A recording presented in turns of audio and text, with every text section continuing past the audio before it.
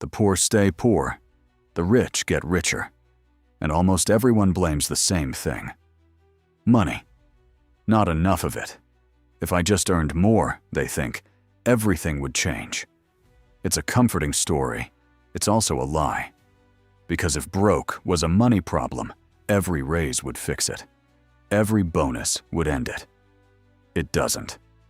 The money comes, and somehow the broke stays. Think of every person you know who got a raise and was still stretched a year later. The truth is harder than the story. Being broke is not a number in your account. It's a set of invisible rules running in your head. Rules you didn't choose. Rules you were handed. And until you see them, you'll keep rebuilding the same life with bigger numbers. Machiavelli said, "The man who doesn't understand the game will always be a piece in someone else's." So let's expose the rules. Welcome to Wealth Decoded. Here's what nobody tells you. Poverty is not an amount. It's an operating system, a quiet set of instructions running underneath every choice you make. How you see money, how you see risk, how you see yourself. And that system was installed early by your parents, your school, your street. Long before you earned a single dollar. Two people can get the exact same paycheck. One builds something that lasts. The other is broke again by spring. Same money, different software. So the real question was, never how do I earn more? It's what is running me, because you can pour water into a bucket forever. If the bucket has holes, you stay empty. Today we find the holes. There are 7, and I promise at least one is going to feel personal. The first reason.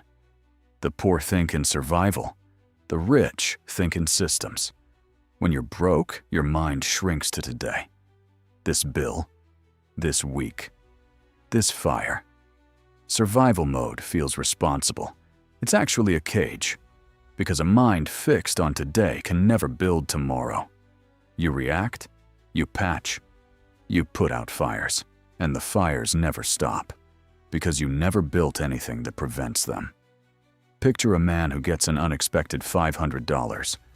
The survival mind instantly sees a bill or a small reward.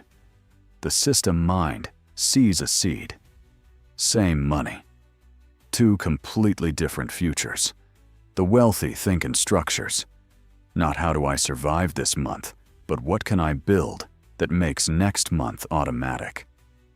Machiavelli admired the man who prepared in calm for the storm he knew was coming. Survival is loud, building is quiet, and the quiet is where wealth is actually made. But survival isn't the only rule draining you. The next one is stitched into the very way you earn. The second reason. The poor sell time, the rich own assets. You were taught one path. Trade your hours for money. It sounds fair. It's a trap with a ceiling, because you only have so many hours. When you stop, the money stops. That's not income. That's rented survival. Picture 2 men after work. One takes an extra shift for a little more pay tonight. The other spends those same hours building something small that could pay him for years. Tonight, the first man is ahead. In 10 years, it isn't close. The wealthy build or buy things that pay them without their presence. A business, a skill that scales, a share of something that grows. While they sleep, it works. Over a decade, the hour seller and the asset owner stop being the same species. One is exhausted, the other is free, and the difference was never talent. It was what they chose to build. And what you build is decided by something even deeper. What money means to you. The third reason. The poor spend to feel. The rich spend to grow. Watch where money goes under stress. The broke buy relief. Something to feel better after a brutal week. The wealthy buy leverage. Something that makes them stronger next week. Same dollar, opposite direction. One disappears by morning, the other multiplies for years. And this isn't really about discipline. It's about what money means to you. If money is comfort, you'll always spend it on comfort.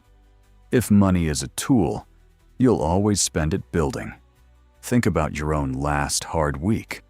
What did you reach for? Machiavelli understood that men are ruled by their appetites until they learn to rule them instead. The day you stop feeding the feeling is the day the money finally starts to stay. And that day is closer than you think, once you can name the habit. Now pause. Don't think about how much you earn. Think about the last time money came in. Where did it go? To feel better? Or to get stronger? One word. Just one. Because that word is one of the rules quietly running you. The fourth reason. The poor wait. The rich move. There's a sentence that keeps more people broke than any recession. One day I'll start. One day I'll invest. One day when it's safe. But safe never comes. The world doesn't hand out permission. And while the broke wait for the perfect moment, the wealthy move in the imperfect one. They start ugly. They start scared. They start small. But they start. Picture two people with the same idea. One waits a year for the right time. The other begins badly that same week. A year later, one has a rough, working, improving thing. The other still has a perfect plan, and nothing else. Machiavelli had contempt for men who waited on fortune. He said fortune is a river, and the prepared man builds his banks before the flood arrives. The waiter drowns, the builder rises, and the only difference between them was who moved first. But moving requires facing the thing the broke fear most. The fifth reason. The poor fear losing. The rich fear staying the same. Ask a broke man about risk, and he sees only what he could lose. Ask a wealthy one, and he sees what he'll lose by doing nothing. That flip changes everything. Because the man terrified of losing never plants. And the man who never plants never harvests. Staying safe feels smart. But safety is slow decay. Inflation quietly eats your savings. Time eats your chances. The job you thought was secure disappears on someone else's decision on an ordinary afternoon. The real risk was never action. It was standing perfectly still while the whole world moved past you. The wealthy know this in their bones. So they take calculated risks while everyone around them calls it reckless. And the reason most people never take that step is hidden in the next rule. The sixth reason. The poor consume, the rich apply. This one is quiet and it's everywhere. You watch the video, you read the book, you feel the spark, and then nothing. Knowledge without action is just entertainment that feels productive. The broke collect information and call it progress. They know 10 strategies and use none. The wealthy take one idea and use it today. Because a single principle applied beats 1,000 principles understood. Be honest. How many money videos have you watched this year? And how many changed a single action? Machiavelli didn't write to be admired. He wrote to be used. And the men who rose weren't the ones who knew the most. They were the ones who acted on the little they knew. Watching this video changes nothing. Doing one thing from it changes everything. And when it doesn't work perfectly the first time, the last rule decides what you do next. Pause again. Think about the last piece of money advice that actually moved you. Did you do anything with it? Or did you just nod and scroll? One word. Because the gap between knowing and doing is where most fortunes quietly die. The seventh reason. The poor blame. The rich adjust. When things go wrong, listen to the language. The economy. The boss. The system. The timing. All real. All outside your control. And that's exactly why blame feels so good. It hands the problem to someone else, but it also hands them the power. Because if the cause is out there, the solution is out there too, and you'll wait forever for it to arrive. The wealthy do something that feels almost unfair. They take responsibility even when it genuinely isn't their fault, not because the world is just. It isn't. Because responsibility is the only place control actually lives. A man who caused none of his problems can still choose to own all of his solutions. Machiavelli said the man who blames fortune has already surrendered to it. The moment you own the outcome, you can change it, not 1 second before. So look at the 7 again. Survival over systems, time over assets, feeling over growth, waiting over moving, fear of loss over fear of stagnation, consuming over applying, blaming over adjusting. Now notice something almost nobody catches. Not one of them is about money. Every single one is about the software running underneath. That's why the raise never fixed it. That's why the winnings vanished. You upgraded the number and left the broken system running. And the system always wins in the end. Here's the part that stings. These rules were not your fault. You were handed them by people who were handed them too, but they are now your responsibility. Because nobody is coming to reinstall your mind for you. The people who escape poverty don't earn their way out first. They think their way out first, and the money quietly follows. Machiavelli said the man who understands the cause controls the outcome. Everyone else just reacts to the surface, forever. Fix the system, and the number follows.